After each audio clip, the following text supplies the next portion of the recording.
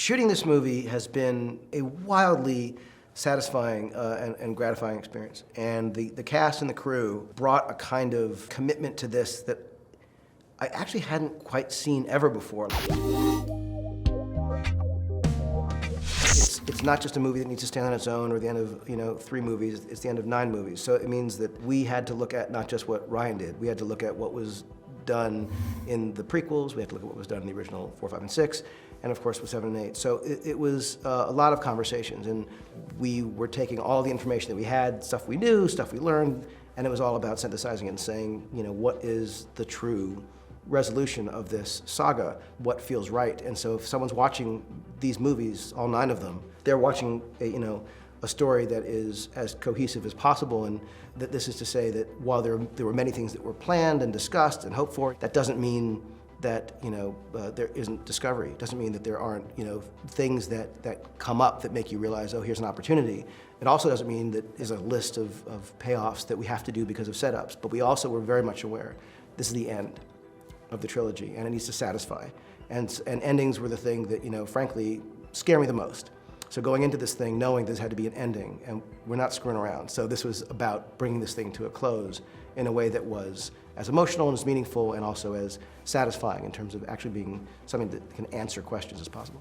What are you doing there, 3PO? Taking one last look, sir. Shooting at Pinewood Studios is an incredible thing, but you can't deny what it is to shoot in a place like Jordan.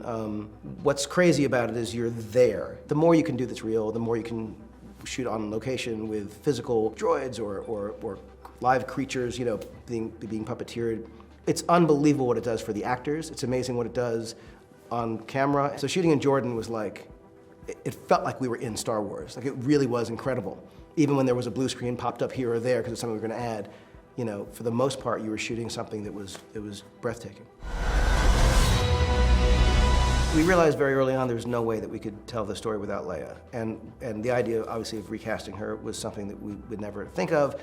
A digital Leia, as well as it could have been done, I suppose, was just never something that we wanted to try. And saying that she had passed away or something, or she was off somewhere, felt like a cheat. And it was a real problem. And then I remember that we had these scenes that we hadn't used from episode 7, so I compiled the footage and went back and looked at it, and it was like finding this impossible answer to this impossible question. While it wasn't immediately apparent exactly how we'd use everything, what suddenly became clear were these scenes that I had bemoaned cutting because I hate the idea of shooting a scene and wasting anyone's time on set and then not using it. But the truth is, it was like the gift of the gods, and we suddenly had, in like a classic Carrie way, these amazing moments that we realized if we wrote around and shot around what we had. So when you see her in the movie, it's her. Like, she's there. It's not like there's some crazy digital trickery. It's like she's just in the movie, and to have gotten to work with her again in this way is so odd, because I'm in the editing room cutting scenes with her in this film as if I would with any of the other characters or actors in the movie.